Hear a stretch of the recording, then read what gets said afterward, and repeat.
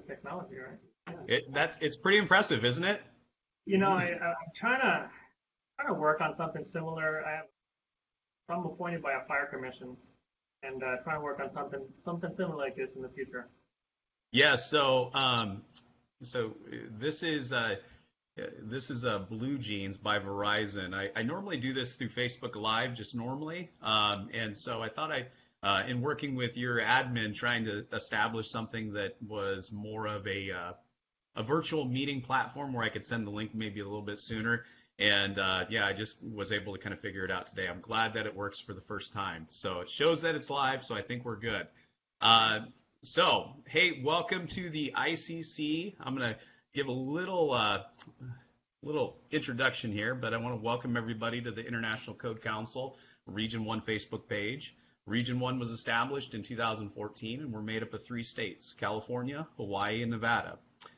This also includes 32 ICC chapters, and we have an ICC chapter in the state of Hawaii. We are dedicated to the excellence in education and engagement to promote a safer environment by bringing code officials together. This discussion forum was designed to highlight individuals and chapters that make up our region. Today we have Chief Todd and Chief, I don't want to mispronounce your last name. Is it Vares? It's Vares. Vares. Sorry. I knew I was going to get that wrong.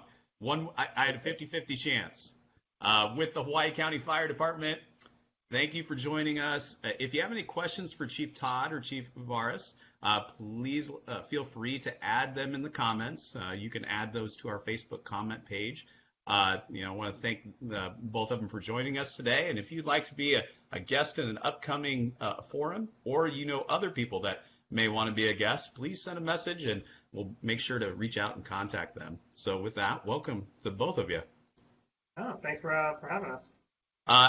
Before we even begin, I kind of like to ask, how's the weather in Hawaii today? Tough, real tough, the weather. It's difficult. Difficult. When I look out the window, we're suffering. Suffering in these blue, beautiful skies. Couple clouds. I got to reapply sunscreen. Yeah. Reapply sunscreen. The most difficult part about the weather is when it's beautiful outside is when you're working, and Yes. when it's raining and storming is usually when you're off. Much like the rest of the world, we only have 2 seasons, which is rainy or sunny. I've heard of this mysterious thing called winter in other places. I've never seen it, but I've heard of it. Yeah. Now, speaking of winter, you and I have been, Chief Todd, you and I have been to the Fire Academy on a couple different occasions. Have you ever experienced any winter in Emmitsburg, Maryland at the National Fire Academy? That's the question. I've been there for a very cold winter, and we actually got stranded on the side of the road in the bus on our way back to the airport for like an hour. It was not, and of course it had to be a nor'easter where there was a bunch of snow and it took everybody like 24 hours to get home. So a question, have you ever had that experience? So I actually, when I was doing my code prevention related stuff and in inspections, I had taken all the arson related courses with the exception of 2 at the National Fire Academy, and I saw them in a back-to-back, but it was in January. And I'm like, I can handle this. It'll work. And I went up there, and by Wednesday, with the weather reports coming in, there was a general outcry within the class that we needed to end the class early, which was a surprise to me. But literally, campus ended up closing around noon on Thursday, and I sat there because I got another class the next week, and literally watched my classmates flee, like literally throwing their suitcases, half-packed, clothes falling out of the trunk, just slamming the trunk with the shorts flapping in the breeze as they sped out of campus to try and beat the cold front that was going to come in and dump. And it did. Most of the guys never got anywhere. They made it to the airport and got stuck there. Snowmageddon. And basically, there was about 3 feet of snow that dumped on the campus. I personally, at one point, thought I was going to die because when I started walking to the cafeteria, I realized if I didn't start running, I would freeze to death before I made it the 300 or 400 feet, down the road and around the corner, because my body's not built to handle that kind of extreme weather. But do you have any winter clothing? Do you have any winter clothing to speak of? no one in Hawaii has any winter clothing whatsoever. I just wore like 3 sets of slacks and, all the underwear I personally own. I looked about 20 pounds heavier because I just wore every layer I owned at the same time. Yeah. The same weekend Chief was up there. I had a class when he left. So I came the following week because I remember talking with you. Yeah. And same thing. I mean, we got it. We got the worst of it, but there was, I mean, for Hawaii guy, anything on the ground that's wet, that's major. Yeah. That's major. Right? That's significant. Anything on the ground that's white, that's significant already. So it was.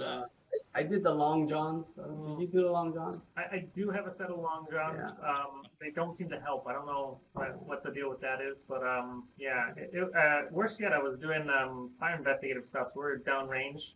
Those familiar with the campus, inside these little concrete 10 by 10s, trying to dig out the evidence, which is now under a layer of half an inch of ice, and I'm just like, how do you even figure out how the fire went? You have to wait until spring when it melts, and then you can investigate. What's going on over here? Yeah, no, that's one of those things that, I definitely, I can definitely sympathize and, draw on that experience as well. With that being said, like as we mentioned, you and I have been, to the Fire Academy multiple occasions, really, taking classes. I think you and I have been to both, the 2-week fire investigation class and then the interview and interrogation class, if I'm not mistaken, together. So, so we both saw ourselves at the finest during that 2-week interview interrogation skill class. That was a lot of fun. I wish we could do that again. So definitely, when we talk about classes up at the National Fire Academy, the interview interrogation class was one of the best I've taken. The electrical arson class up there also is an amazing thing. Dave Kazuo, who's the instructor there. Oh my God, that dude is great. Super knowledgeable. Definitely, I like getting grilled by the lawyers because it helped me prep for when I did get my expert testimony qualified at a local case for a subrogation lawsuit. So definitely an excellent experience. Yeah, absolutely.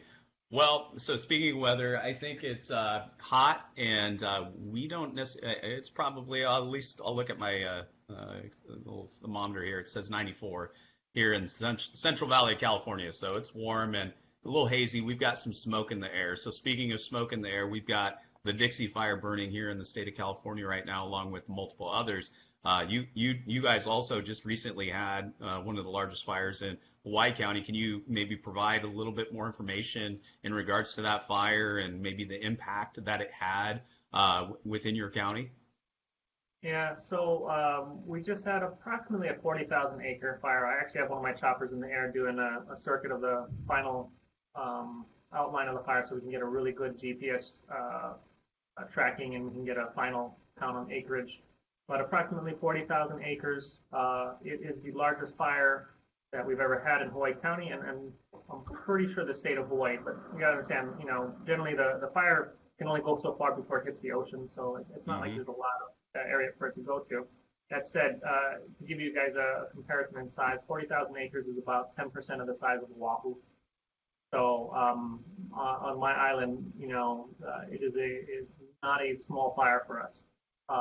Part of this fire was basically a result of being a wind-driven fire. So normally on Friday night when the fire first started, we had our dozers out there. It looked like we'd caught it.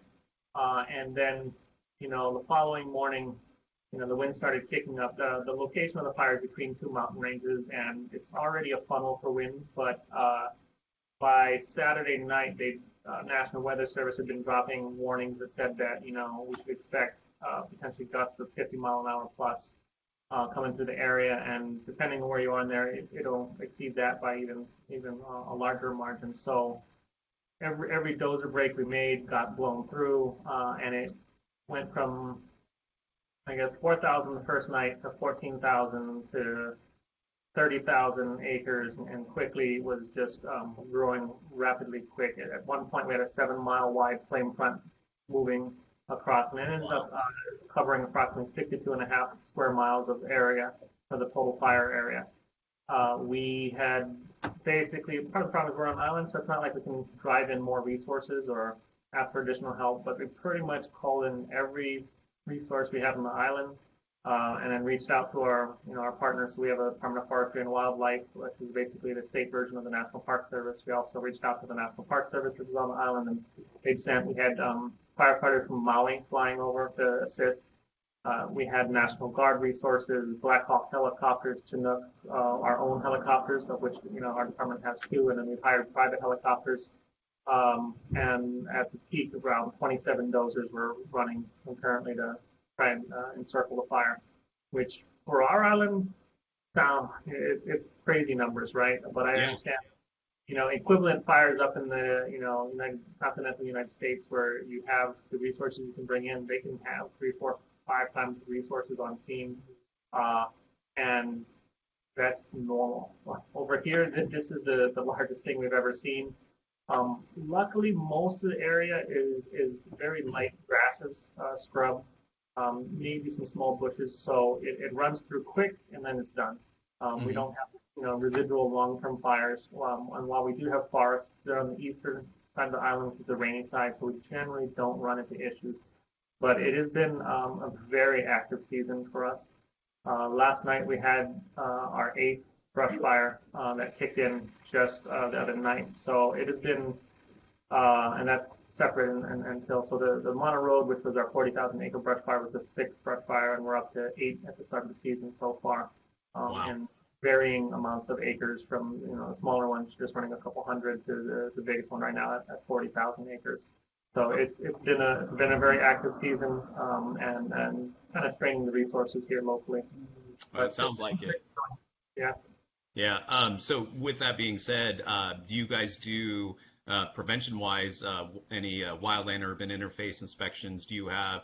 I know that you are a NFPA state, so to speak. You utilize the NFPA code for a lot of enforcement. Are you a Firewise community, or do you utilize the ICC wildland urban interface code to be able to help with some of those mitigation issues? So we haven't adopted the ICC Wildland Urban Interface Code. However, we do have quite a different suite of ICC codes that we have adopted as far as like building code, energy code, and others. Our NFPA 1, as far as the fire code, why we did that on the state level, it's hard to say. It makes it a little bit complicated when we switch from building to fire. We have to have a document that explains which one takes precedent in which. Yeah.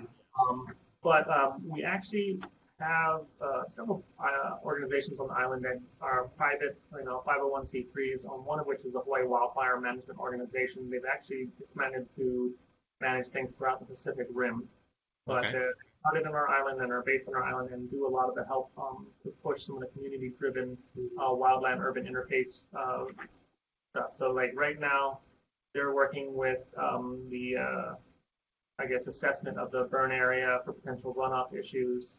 It's a National Park Service that runs under BRIC, but it's basically not national land or federal land, so it's being just done independently. So our university's got some people out there, and they're doing assessments through Hawaii Wildfire, but they also do kind of the mitigation through Firewise. So out of the state of Hawaii, there's 10 Firewise communities, 8 are on our island. Oh, wow.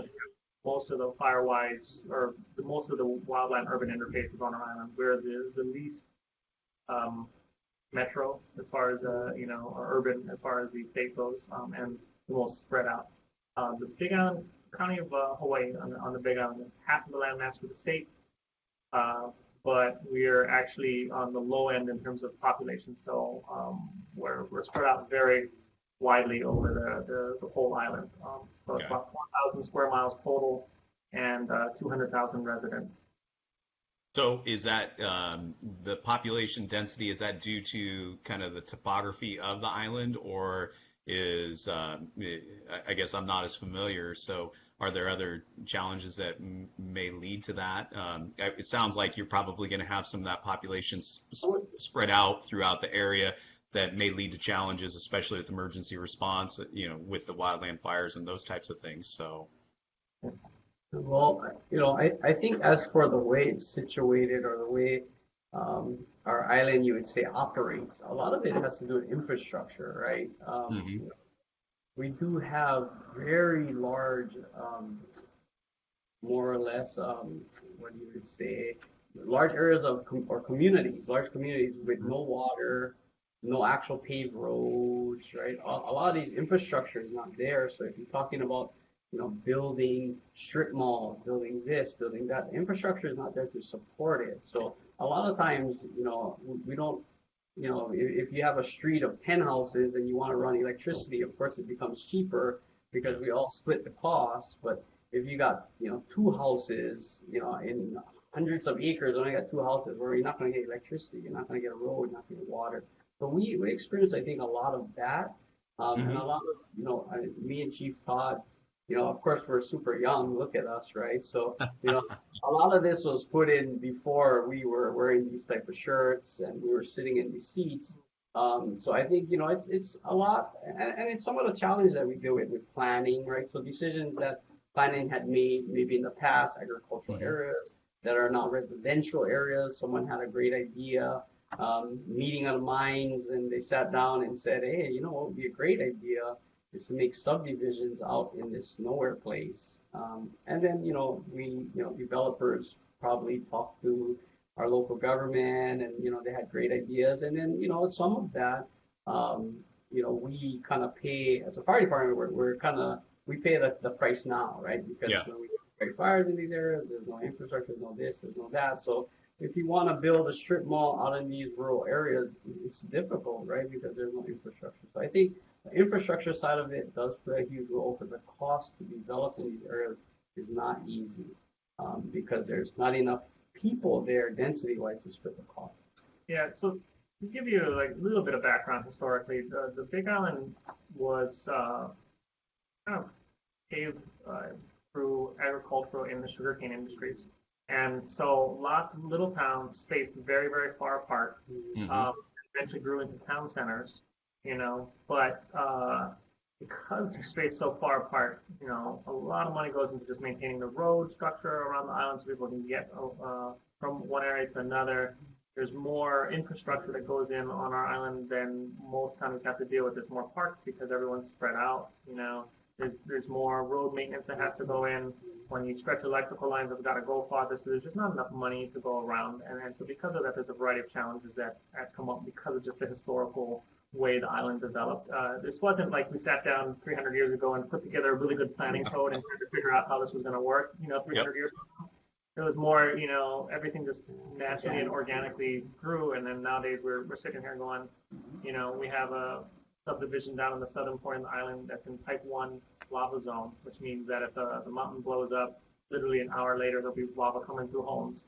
That has limited electricity in some locations, no water, and it's 50 square miles of subdivision with thousands and thousands of residents out in the middle of nowhere with one fire station, one fire truck, one ambulance. So it is a fascinating challenge. Yeah, and that was actually one of my questions I was going to ask. As we talk about challenges within our given jurisdictions, volcanic, tourism-related, water access, all of those things. It sounds like you guys are dealing with them. I would say probably the volcanic activity is probably the most unique that many of us on the mainland don't necessarily experience. We have some seismic things. I'm sure you guys also, too, have some seismic issues that you have to be prepared for. Are there any other unique challenges? I mean, as we look at it, as you mentioned, communities spread out, access and, dead-end access and water supplies. Are there no infrastructure put in place to be able to connect to hydrants? So how do you really mitigate those things? One, on the response side, but then two, maybe retroactive requirements to be able to improve those areas as well. So definitely, Hawaii County is unique. We're, I think, the number one county in the terms of the types of disasters that we can be affected by in this United States. Hilo, the town we, have our administration out of, is number one rainiest city in the United States. Wow. So we got a couple number ones. We're the only island where you can have a blizzard, a tsunami, an earthquake, and lava on the same day. It's entirely possible. We, back in 2018, lost 700 homes to lava. Yeah, I spent way, way, way too much time working the EOC during the, I don't know, 9 months or something like that we were activated. Uh, it is not much fun, I can tell you. Yeah. Yeah, it's because unlike a tsunami, a hurricane, or stuff like that, you know, you're going to have your response, and then you're going to deal with the issue, and then you're going to clean up, and then at some point you can stop. But with lava works on geological time. A Right. volcano is active for 20 years in a row, you know, and as long as there's potentially houses in the way or things like that, you got to be running a 24/7 operation to keep an eye on things. And there's been a lot of difficulties with that because our mayor had said, hey, if there's people that have homes and the homes haven't been covered by lava, they should be allowed to go back to their homes. We don't know where the lava is going to go next, and so Yeah. we're constantly having to monitor the lava. And then as soon as it blew up, and then we had one particular incident where residents ended up getting trapped between, you know, the flow and then a new offshoot that cut off their community. And you know, I was working the EOC that day. We're trying to coordinate with choppers and people calling 911 and where to pick them up off the road so that we can evacuate them because there's no exit anymore because they're now inside what we call a puka, a hole between basically two lava flows. And there's, you know, I don't know, maybe 20 residents at the time that were stuck inside there, and we had to chopper lift everyone out as their homes, you know, basically get covered. And when you think of lava, you're thinking, oh, there's this, you know, creeping red stuff on the ground, but you know, you don't realize like that creeping stuff on the ground can be 50 feet tall. It's literally a wall that just starts coming down, and there's no stopping it. There's nothing you can do. There's no dynamite in the world that's going to change the course or anything like that. So how do you plan for something like that then? I mean, in a sense of if you're doing emergency planning and trying to develop an emergency operations plan should those things happen, how do you really plan for something that's unpredictable that, you know, as you mentioned, it moves on geological time. So how do you really even plan for something like that to be able to ensure you can get people out safely? You know, I'd like to say that you can have a plan, but we don't know where the lava's going to come out next. You know, we can't tell you when it's going to come out, how long it's going to last, what direction it's going to flow in. We have a lot of topography maps, so we can kind of see where it's most likely to go, but it doesn't come up in only one spot, and then you figure out, oh, where's the low land area that will travel. It'll pop up 8, 9, 10 different locations, and every one of them is going to go in a different direction. And it's something that's difficult. Yeah, I mean, you know, as Chief Todd said, I mean, where he's describing, we're building strip malls now, right? This wasn't, you know, 100 years ago. We started quickly, you know, building again. So it's, and again, that's not, you know, we don't make those decisions, right? Someone in our government allows that building to occur. So I think we just, as a team, we got to be ready to. Yeah, and we're kind of dealing a lot with that in California in the sense of building wildland urban interfaces and trying to figure out should those things go where they're, you know, potentially going to be impacted by a wildland fire. We're currently reviewing our Title 14 regulations that are separate from, from our enforcement of the code. And so in that, we involve a lot more planners and those types of things to be able to help identify some of those locations. And as fire code officials, obviously, we try to do what we can to be able to maybe urge them to look at some of these, points of access and water supply issues and those things. And it sounds like you guys are trying to do the same thing. A lot of times the, code enforcement's a sum of many parts. And so, hopefully you can get more people on board. So I guess that leads me into another question is, how do you guys work on build? Oh, sorry, Chief, you were going to say something? Yeah, I wanted to throw out something interesting. When we talk about design, and one of the things that's always kind of mystified me about America on a whole, we let these people build homes, but we haven't really changed codes. Like we've gotten rid of shake shingle for the most part, but we continue to let people build regular homes out in the middle of these wildland urban interfaces. I'm a huge fan of architecture and design and also code development and stuff like that. But one of the things that fascinates me is I often go up to Japan, and one of the things I've always wondered is why am I not following some of the countries out there that are doing a better job? Japan is super urban interface. They've run through huge conflagrations in the past. They've run into problems with earthquakes and whatever. And so they have some of the most stringent codes in the world. And obviously California can attest that makes things really expensive sometimes. But for whatever reason, the houses in Japan are not particularly expensive comparative to, Hawaii. Because I asked, while I'm up there, well, how much would it cost to build a house like that? But one of the things that blew my mind is like one of the companies that I've been up and I went and inspected their homes and things like that, designs a home that was sitting 4 to 12 inches away from your neighbor's house because that's how close houses are in Japan. They're like, I'm like, you got to get between those. You're gonna need a really skinny guy to go and fix whatever's in there. He's gonna be like, like who is that guy? Because that is that is difficult work and maybe some claustrophobia issues, right? But we're up there, we're checking out these homes, and home was designed to let your neighbor's house burn for 2 hours next to it and be fine. They have an exterior aerated concrete type of tile system that has a designed for 2,000 degree flames for 2 hours, resist heat from transitioning into the structure. They're built with C-channel I-beam or I-beam type steel structure, about 4 inches or so.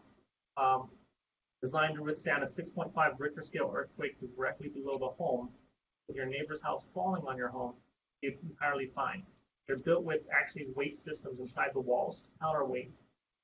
Literally, like we have the cross section of the wall you can see, and there's just basically a weight system that is designed to pendulum swing, counter earth movement, and maintain the house stability during the middle of an earthquake. They can build your house in a single day. Like literally, they build them in factories, they truck them out. As long as the concrete has time to cure, they drop the house. The house, 3-story house, can go up in 1 day, and withstand hurricane, tsunami, earthquake, and your neighbor's house is burning all around. Like we're talking 5 homes in the sea around your house, all burned down to the ground. And so when I look at Japan and the technology that's already been created and is being used, I gotta wonder why America, is so far behind the curve, because it's not like this is rocket science. People are doing things that are impressive and would potentially save lives, save infrastructure, save homes, and allow us to build more in the wildland and things like that. But we're not doing it. It's kind of interesting. So I guess that would be a question that I would have is, how do you guys engage in code development? Seeing those things, because you guys are really on the leading edge of the country in the sense of you're kind of the bridge between us and the the Asian Rim or the Pacific Asian Rim kind of area. So how do you get involved in code enforcement and maybe shape the codes to include some of those technologies? We're not including any of those technologies, so we're still running off all the American codes here. It's more of just a factor of going over and seeing, hey, there is something better out there. Why aren't we adopting it? But as of so far, even locally, we're just trying to keep up with our local code cycles. Yeah. And I think again, I think we are in the process of adopting a new fire code, NSPA1. But we are, I think the big thing, as we discussed earlier, is looking at the experiences that we have now, right? Mm-hmm. We have huge hotels with no access, right? We have, medical call. We have an extrication time, 15, 20 minutes besides our response time. I mean, it's a nightmare, right? So, and why is it like that? Well, it's because whether it be lack of knowledge at the time from prevention, or is it lack of enforcement, Mm-hmm. different reasons. Again, we weren't in these seats. But now moving forward, how do we not have that again? How does our fire department succeed 30 years from now? How do they not have these issues where you have a typical, single family dwelling and we have our resource staying there all night fighting this fire because there's no water, because we're running a water shuttle operation. So I think our code now, we're trying to get to a point where we don't experience that again, where we hope that, the guys that when we're gone, when I'm gone and out of here, they say, wow, we thank Chief Todd and those guys for doing a good job and getting us tools to succeed, right? I mean, we just want to make sure that we give our guys to succeed. So I think on a smaller scale, baby steps, hopefully one day we can, get more advanced, but first of all, get to a point where we can even get to where we gotta get to do our job, right? Let's do that first. So I think that's been a lot of our focus and making sure, our personnel that are doing this, our prevention personnel are looking at these things, and we're making sure that we're implementing it all in our newer projects. So then how do you guys build partnerships with like your planning departments and building departments to maybe avoid those things from occurring in the future? I know that I work real closely with a lot of my building departments and planning departments. It's really, like I mentioned before, the sum of many parts. So how do you guys really build those relationships and that collaborative effort to avoid maybe hotels, large multi-story hotels going in with no access, water supply, and those types of things? Well, I guess the first thing is they're not building any new hotels, so that it's more trying to deal with the existing ones that when they built didn't consider fire access road, didn't consider a lot of things, and generally I guess it comes back to relationships. We do have annual conferences here, Hawaii, Heckle, where we'll go out and we'll meet professionals from other islands as well. But we have a pretty good working relationship with our local planning department, our local building department, and all the other people that do plan review. We were doing joint plan review down in a plan review room where you just see all the other departments. However, recently we're switching to an Epic system that allows us to do digital plan review, and that way the single set of plans isn't being held up because one person is working on it and no one else can look at it while they're working on it. So we'll be able to do concurrent review and hopefully speed up the planning review process here locally. I guess it's nice and all to talk about working with others, but it's mostly you got to get up, you got to go walk next door, and you got to build that relationship. And once they understand where we come from and we understand where they're coming from, we can have those meetings to represent each other's views and move forward to achieve a better holistic picture for the safety of the community, but it still allow for things to get built and for progress to move forward and the economy to grow. Okay. Well, go ahead. I'm sorry. Go ahead. Like the chief said, I mean, I feel like, working in prevention, I feel very fortunate actually that we have such a good relationship with our other partners, whether it be from building to liquor department to planning. I mean, all of these different, a lot of their permitting processes, we're involved with those. And what have we found to be very effective, I think, at the fire department, we approach a lot of these challenges with leadership, right? And we see the issue. Now, this is not a problem I'm going to drop on your desk, but let's go together and let's resolve this. And I think, whether it be building or planning or whoever it is, when we're approaching it like that, we get a great response, right? They don't feel like we're passing on work, but we're part of the solution, right? And I think they're joining the team, right? We're on the team. It's not, hey, this is your thing, then you take care of this. Right. Doesn't go well, but so we're very fortunate. I feel very fortunate to have great partners in the county. Awesome. There might be a benefit that we're stuck on an island. We know there's no one else out there to deal with stuff, and then we gotta figure it out. And so the state agencies, the federal agencies, the county, we actually work together very well for the most part. And I think there's something to be said for being stuck on an island with everyone else. It's just kind of like it's gotta work, so we gotta figure it out. Yeah. Yep. Well, and you mentioned moving to electronic plan review and electronic permitting system. I know a lot of agencies have moved to that, especially in response to COVID-19 and being shut down and trying to be able to maintain those at least those workflows, especially with many of us working remotely. I'm working remotely today because of a COVID exposure earlier this week. So just trying being able to still kind of facilitate the work that you still have to do, but also meeting the needs of customers. So in addition to that electronic permitting system and electronic plan reviews, what additional technology features have you guys implemented to address some of those challenges with COVID-19? So I know for our office, one thing that we've gotten, our island is so big. So we have a East Hawaii and West Hawaii.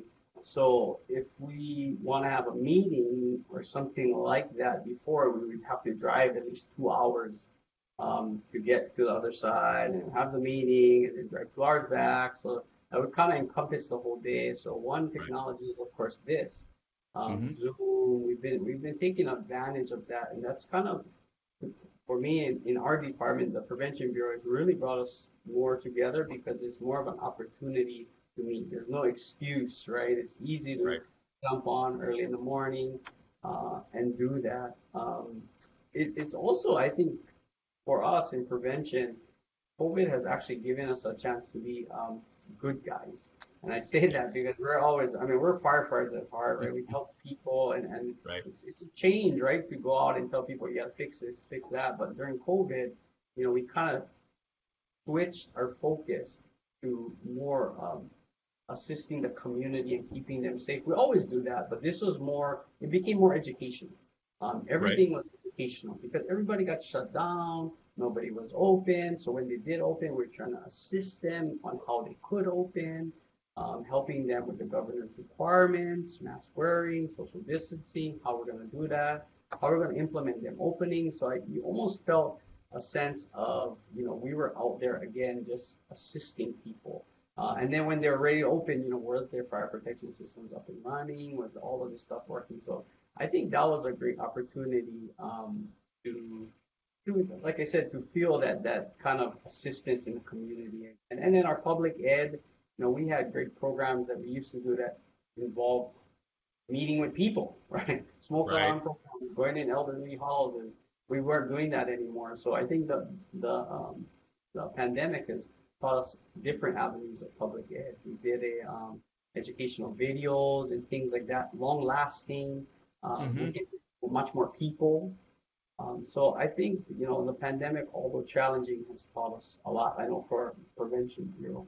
Yeah, even on the state level, there's certain rules called the Sunshine Law here in Hawaii, which basically requires that any meeting of politicians or other things, more than two of them at a time, requires like public notice so people can come and stare at them to make sure they're not doing anything nefarious. But it also applies to any commissions or meetings or anything like that. And so, for me, it's been weird as it sounds, kind of a boon because a lot of our meetings used to be like we'd have to fly to another island, right? So you're waking up at 4 or 5 a.m. to make it to the flight, to be at the airport for an hour, to fly to Honolulu, to fight traffic for an hour, to arrive at a meeting and hang out there for 2.5 hours, and then repeat the process and come home at 5 or 6 in the evening. And that's your whole day, right? Just to attend the meeting. But the requirement in the past had been, everything has to be in person and everyone is open to public and things like that. And so the governor had suspended some of the rulings and allowed for remote meetings. And I think after his latest proclamation, we're not going to go back. So it'll allow us as a whole within our agencies, within our politicians and our committees to meet virtually and allow people to join as long as we're, using the newer technology. So it's forced some changes in how we do business and how we look at things, but there's kind of a benefit. It's a lot easier for it to close the door of my office and sit in for a 2-hour meeting than it would have been to lose my entire day to fly off for a meeting, which may not have even been all that important of a meeting that day, right? So definitely a time saver and some progress is finally coming forward that legally has been a little difficult to do in the past. So I do like some of the outcomes, even though there's other problems that have obviously come with COVID-19. Yeah, and you talk about virtual meetings. I've never been to Hawaii, so this at least gives me a chance to visit with you two, through this virtual meeting platform. So someday I do wish to go. I keep telling my wife that we're gonna go, but we just haven't quite made it out there yet. So she's probably gonna watch this and she's gonna hold me to it. But one of these days, and maybe when COVID starts to wane a bit more, maybe we can start examining that. I had a friend that flew out there right at the very beginning of the pandemic, and he ended up contracting COVID in the midst of travel. So I'm going to use that as my excuse to not necessarily book my flights right now. And then maybe soon. But you're right. Virtual meetings it allows me to go to city council meetings late at night, especially when they run 12, 1 o'clock in the morning. I can do it from, I can do it from my home and still be informed on what is going on. And then also too, I know that for our, so we're a joint powers authority, and being a joint powers authority, we have 2 member agencies. We have a rural fire district and a city. And through that, we're able to broadcast our meetings through a platform called GoToMeeting, and it allows us to be able to engage more. And with this meeting, I'm able to stream it through Facebook. We're on a different platform. So there are a lot of different things. I know a lot of other jurisdictions have also engaged in virtual inspections. I have not necessarily tried it, but I do have some staff that we're looking at potentially doing that for some of the smaller, maybe minor fire code violations, to be able to verify compliance. I think that might also, as you mentioned, the 2-hour drive maybe to other parts of the island, maybe a virtual inspection through FaceTime or Google Duo or something like that might help at least verify compliance. And they're all trade-offs, right? You can't actually put eyes on it, and so those are some of those things that definitely lead to challenges. So I can definitely I can agree with you on all those fronts. So, but. Well, I really appreciate your time. I know you guys have to go here very shortly, but I want to close with a question. And I think that I've had these things throughout my career, but we all take different paths throughout our career. Can you think of any notable experiences that have shaped your perspective on code enforcement? I talked with Robert Marshall from San Mateo Consolidated Fire Department a couple weeks ago, and he talks about some large scale fires that he had been on that really helped shape his thoughts and code enforcement perspective, especially as it relates back to single family dwellings. So is there anything that you guys can think of that may have shaped your belief, or not belief, but maybe your perspective on code enforcement? Personally, I think the study of code enforcement, as far as fire code enforcement and everything else, could start with historical fires in America. Triangle Shirtwaist Factory, Iroquois, Station Nightclub. I was in prevention before I became the fire chief.